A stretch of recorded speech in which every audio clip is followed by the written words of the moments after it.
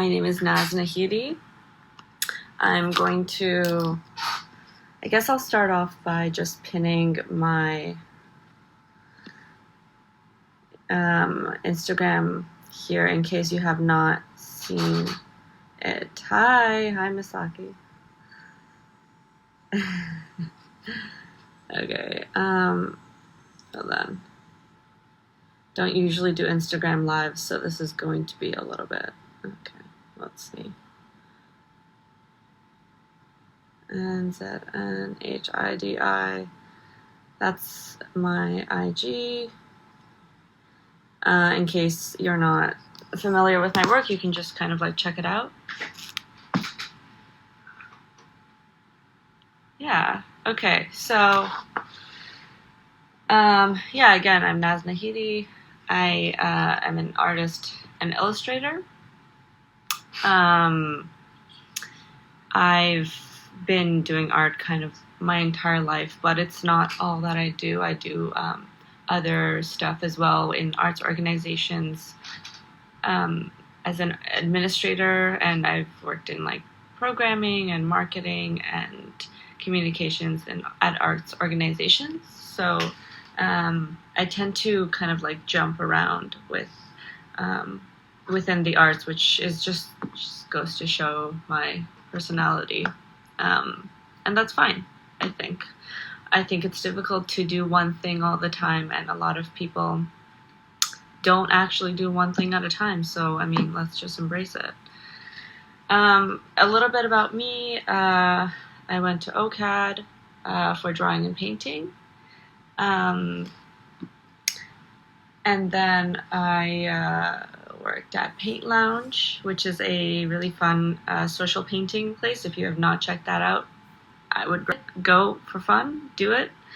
And I also worked at Mural Roots, which is a member-based organization that helps promote wall art and helps artists become mural artists, provides training and mentorship and assistance in all sorts of different ways, like networking and calls for wall art and things like that. So definitely check them out if you can. I also am a guide at MoCA right now. I've also worked at Luminato. It's just like a very varied experience in the arts. But I found that, in the end, like the kind of work that I do lends itself to more illustration than gallery art work. Yeah, I would say so, just because selling through a gallery is just not the way that my work works best. I'd rather sell it to people individually or do commissions and custom artwork and digital artwork. So I do a lot of digital work through Procreate and other programs. Feel free to check out my page for that. And I do a lot of painting. I started off with oil. I mostly do acrylic gouache now. I'll go around and I'll show you my studio, but yeah, I mostly just work with acrylic now, and that's only because I'm like a very impatient person, and I also really enjoy the matte quality of acrylic gouache, which you can't get with the butteriness of oil paint sometimes. Okay, so I guess I'll just like start off by saying also that this studio is my old bedroom at my parents' house, and right now I live in Parkdale, and I do a lot of my work in my bedroom in my apartment, and a lot of my digital work and ideation and like brainstorming and stuff like that is done either at work or at my apartment at home. This studio right here that I'm about to show you, this is my old room/studio that I've kind of just turned into a studio space. So I come here to paint like big pieces, and I do spray paint in the backyard. And I do all my like large canvas paintings here just because of the space. You know, I do enjoy having my room in my apartment super clean, so that helps a lot. So yeah, it's just it is like a privilege that I have. It really helps a lot, and a lot of artists tend to have leg ups like these in different ways, whether it's like through your family or through your partner maybe sometimes. But yeah, I'm super grateful to have this space that I can work in, and do spray painting outside of. So yeah, a lot of it is kind of messy. It's not like my favorite aesthetic in a way, because all of that is in my room in my apartment. All of that cute stuff that I love to work with is all in my apartment, and this is like kind of the bare bones, like dirty studio space that I don't mind getting dirty, even if it is my old room. Like I can just get it dirty. I made it for this space, and I'll show you, because it's a basement space, there is a lot of like light issues, and I'll show you kind of like what I've done to solve that problem. Because I know that a lot of emerging artists and artists just like starting out, and they do other things as well, you're limited by the space that you have, whether it's a basement space. Basements are so difficult to get good lighting in, and I'll show you what I've done here. Okay, so I guess I'll just like move around. How do I do this? Okay, all right. So I have sort of my desk space here. This is sort of like the space that I kind of sit down. I have my agenda there, coffee, obviously super necessary, my iPad, as well as my laptop there. And I also do like any sort of like painting or illustration I do. I do it at this desk, so.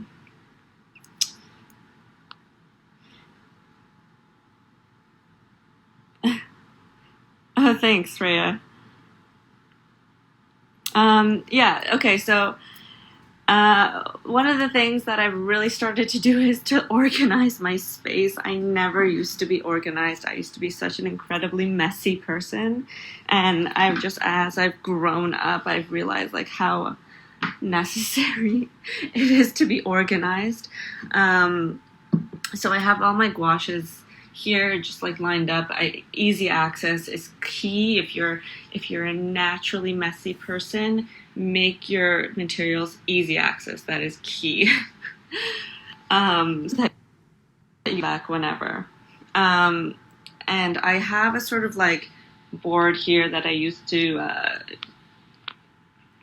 do all my like decision making on this board.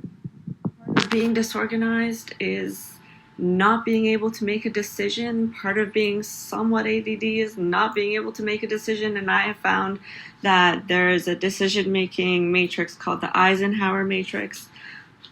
Really recommend it. If you have a lot of tasks, it's the best way to time manage all the tasks that you have to do. The Eisenhower matrix, I definitely recommend it. So I've kind of like gone away from this. Just because I like my wall space a little bit more clean usually, and I just do everything in my agenda. And I use a bullet journal, which, again, all my disorganized fam, a bullet journal is the best way to organize your tasks. Look into it. I definitely recommend it. Got my OCAD mug here, super necessary. Okay. I have this sort of like a basic easel going on here. I do a lot of canvas work like on the floor. I just like kind of get rid of the carpet. My floor is white, so it just kind of helps me see the colors better. I just do things on the floor. It's a lot easier than an easel for me.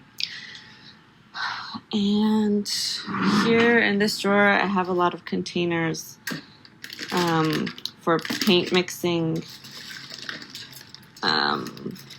Yeah, it's a lot of like, I used to do a lot of pour paintings, like pouring like acrylic into, oh hi Sarah, onto the canvas. So I have a lot of containers to pour stuff, and I have all sorts of materials that, like, I don't know, it's just so much stuff.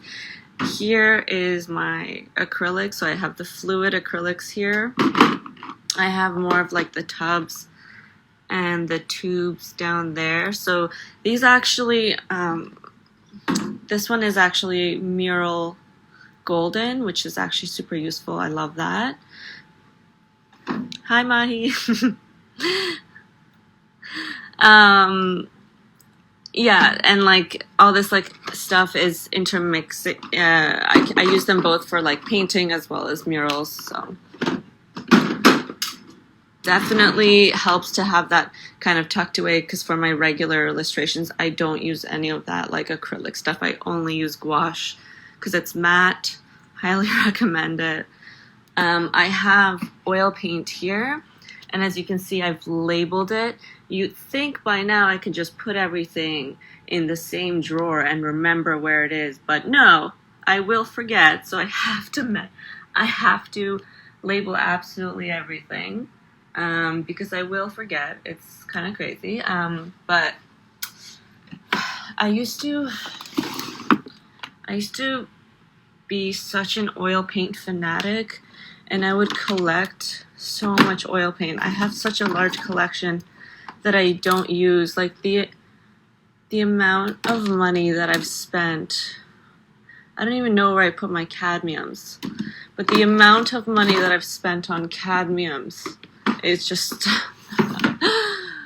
man, I don't know. I should probably sell it at some point. And here I have like a staple gun for canvas making, razors for scraping paint off palettes. Just, this technically shouldn't be here. That's for like hanging. Some more oil paint here and oil bars. These all used to be color coded throughout the drawers. They used to be like color coded, but since I don't do oil painting anymore, I've just kind of like shoved them all together. Yeah, there's a cadmium right there. I love these paints so much. That's why I haven't got rid of them. It's just like, sometimes I just like to look at them. Here we have tape.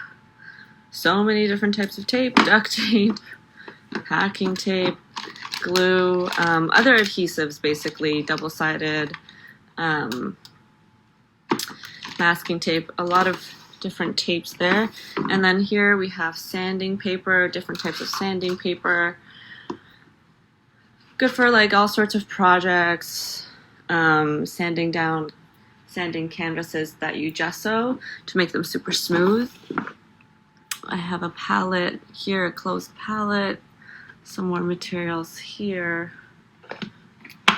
and this, actually, I'm not sure what's in here. Okay, so it's like a hair dryer. Hair dryer, if you don't already use one, you need to have a hair dryer in your studio. You just basically blow dry all your layers as you go, and it just speeds up your process. It's super basic if you know it, but if you don't know it, get a hair dryer. Some fluorescent paint that I'm probably never going to use, but I can't give away because I love it. Business cards, some printer paper. This needs to be organized. And I have a paper cutter here, a guillotine. I actually bought this last month. I love it. It's so useful. I'm actually going to get a bigger table to put in that corner there so that I can put the guillotine, and I have the printer there. I can kind of create like an assembly line and put it all together there. But that's coming in about a month, so yeah. Then there are just some like paintings hung up that are kind of in process that I need to work on. This is sort of like self-portrait that I keep up for inspiration. Some other paintings. I have the printer there. This couch, which really just doesn't have another place in the house. Like, again, if you've just joined, I'll just like repeat it. Basically, this house is my parents' house, so I do a lot of my work in this room, which used to be my old room, but I live in Parkdale. So it's kind of a multi-use space, and I feel like that's just the reality of so many artists. It's like everything you do is multi-use and multifunctional. So my mom uses the space as well sometimes, and my nephew also comes in here to paint. So it's just how it is. This area I have like old art books and sketchbooks, some mural materials here. This stuff, if you're ever like painting murals, I got this tip from Mural Roots when I worked there. If you're not familiar with Mural Roots, I hugely recommend. Such a great organization. Get to know them, become a member, support them, donate to them if you can. So if you're painting murals at all, you want to keep kind of containers that you use often around.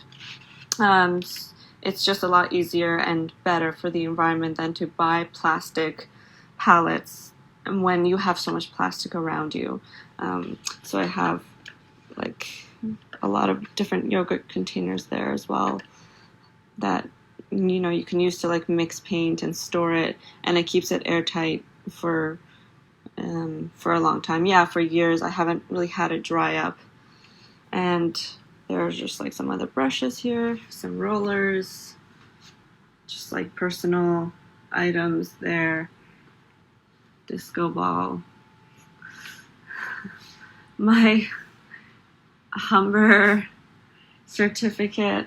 These all just have a bunch of different materials in them. I used to like really collect different materials, so it's a really big hodgepodge of objects that I collect and can't really let go. Here I have spray paint for mural work. I realize this is not as organized as some other people, but for a naturally incredibly disorganized person, this is amazing to me. I have some more spray paint here. So many colors. I love it. I love buying spray paint when it's on sale. More here. These are just kind of stuff I use to paint my chairs. I used to paint a lot of chairs, so there's that. And yeah, I have more of my kind of painted chairs on this side. I've done these like mostly with spray paint, but they're all kind of different materials. For example, this one is all spray paint, which is great, and I can do that outside in the yard. And this one is all acrylic paint, slightly different look. Definitely more of like a Barbie bedroom vibe, which, I love, whatever. And this one is in progress. I still have to kind of work on this thing. But that's essentially the chairs. And here in what used to be my closet, I stored packing materials. So here I have some bubble wrap, some other packing materials there. Clear bags, envelopes for prints.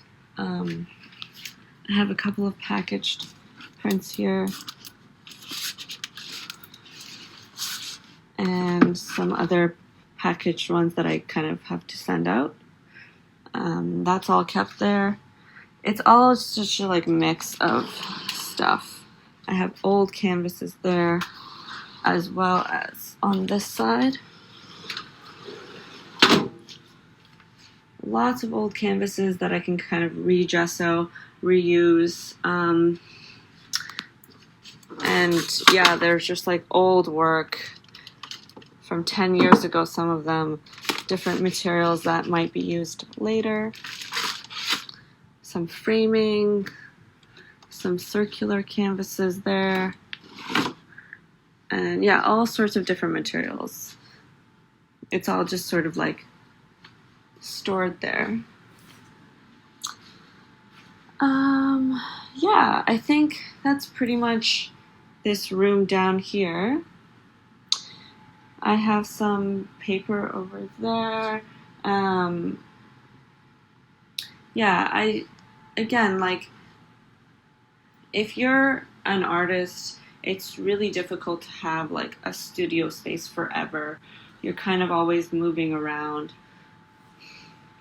It depending on like different times in your life or different kind of work that you do. I used to have a studio at the Clock Factory with DCP Studios. Shout out to Darren. Really great studio space. I would say like try to get a space there, but I'm not sure if that building is staying there very long, but if you can, DCP Studios, highly recommend. Amazing time there, had a great time there. And, I just didn't need that space anymore. I didn't need like a dedicated studio spot just because I was moving more digital and kind of doing commissions as they come in this studio space. And it just works for me. I need to save that money, and I need to spend that money on things like car for transportation of materials, because when you do a lot of mural work, you constantly have to transport materials from one place or another. So that's an expense that I can't kind of give up. If you're doing murals at all, you'll notice that having a car is just super important. So yeah, just for various reasons, I just let go of my studio space, turned this space into a studio, and moved downtown West End, and it's just worked for me better. So yeah, I'm going to go outside into the garage and kind of show the rest of my mural supplies there.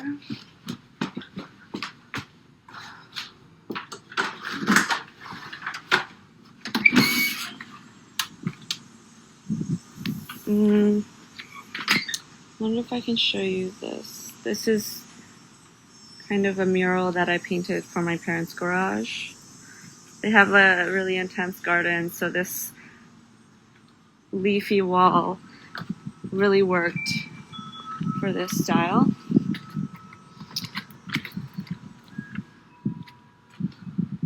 Let me see if I can just...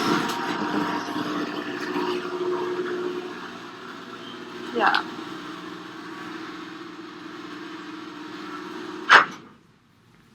Okay, so I have here some other mural stuff. It's all really mixed in together with other garage items. And I mean, that's just the reality of it. That's always how it's going to be. So there is some pylons, some safety vests thanks to Bell Box Murals. Love that. Some old primer. Sinsor Bullseye 123 best primer ever for walls. Some mixed wall paint here. Some more spray paint. These are just some more spray paint here. Mixed materials just kind of like hanging out all over. Yeah, and like some more wall paint there. And yeah, I think that's it for the garage area.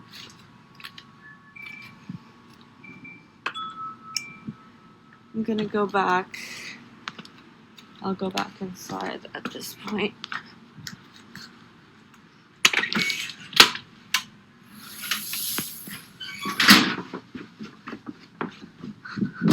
So yeah, as you can see, my space is so mixed in with my regular day-to-day life. I mean, it's all together.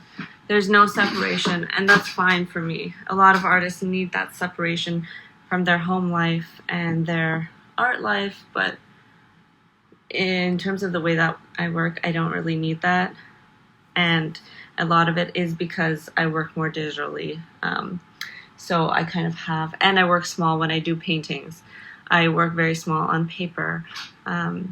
So I kind of have that luxury of doing work at my desk, and I really designed it that way because I used to do lots of large paintings, and man, the manual labor it requires. For me, it was not sustainable with the work that I did. So I like to do a lot of detail and pops of color. So working small on paper and keeping it as sort of like a domestic bedroom vibe to the artwork tends to work out for the type of work that I do. So, I mean, it's always changing.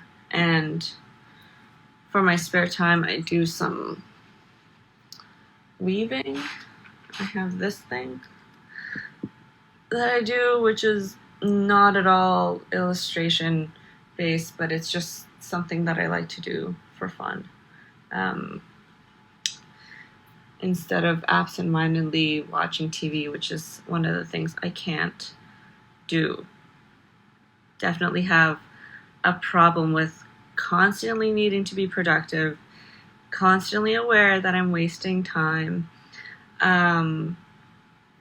Because I spent a lot of my 20s doing stuff other than artwork, like traveling, working for different organizations, learning things like marketing, like programming, just how arts organizations worked in Toronto, which super valuable experience.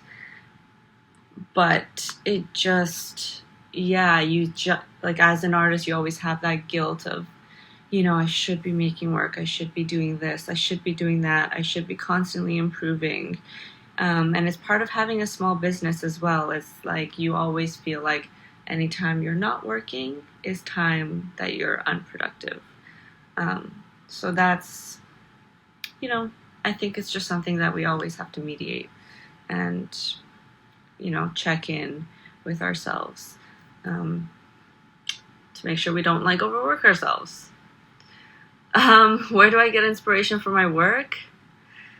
That's a really good question. I get inspiration from random jokes that I make with my friends. I like to use a lot of humor in my paintings. If I'm not doing a commission or anything like that, I love to do funny drawings, illustrations, maybe something slightly dark. And they always occur from conversations that I have with people in my life, friends or anything like that, or memes, like meme culture and Gen Z. I love Gen Z. As a millennial, I want to be as cool as Gen Z.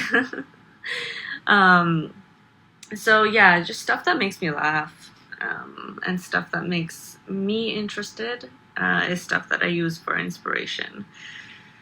So, and ad culture, a lot of ad culture and, capitalism and, objects, the way that objects shape our personalities and our lives.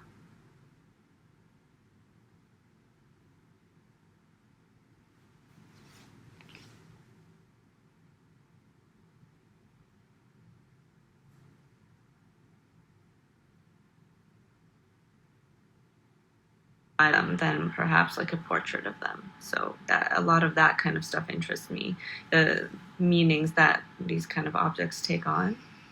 So that's why I do certain types of illustrations and sarcasm as well as irony for sure a lot of the time. Yeah.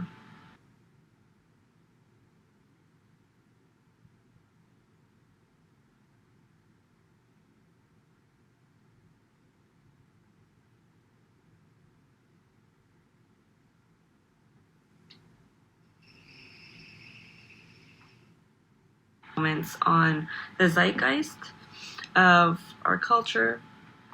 I feel like that's a really important way for artists to have their say in, you know, kind of what's happening in culture. You know, if you want to have something to say, but you don't want to be preaching, or you don't necessarily want to address politics a lot of the time. But I think a lot of artists have also realized at this point you have to address politics. So a lot of stuff is changing in that way. But yeah.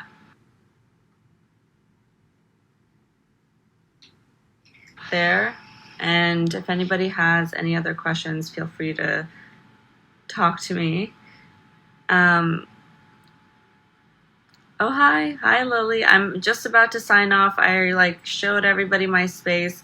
I'll do a kind of another round before I leave. I have my chairs here that I've painted, a lot of spray painted chairs and acrylic chairs. My desk area with my guillotine trimmer, my workstation there with my whiteboard, easel, printer area, lots of materials, and paintbrushes and brushes kind of like hanging out there, and the spray paints there with my old canvases on this end. Yeah, so yeah, that's about it. I hope you enjoyed my studio tour, my room. Am I a night person or day person? Yeah, I think I'm naturally a night person, but I can't work at night. Like, I'm definitely not someone who enjoys working at night. I definitely enjoy working in the day, kind of like waking up and having a coffee, and that's when I do my best thinking. My favorite artist... Oh, that's tough. Of all time, I guess I would have to say my favorite artist of all time has to be Magritte. I think if Magritte was alive today, he would be an illustration artist. That's just my take on that one. Okay, I'm gonna sign off. If you have any more questions, just I'll post this to IG so you can just comment any questions you have there, or message me, or DM me, or anything like that. Okay? I'll do the millennial angle here instead of the Gen Z angle. Alright, peace.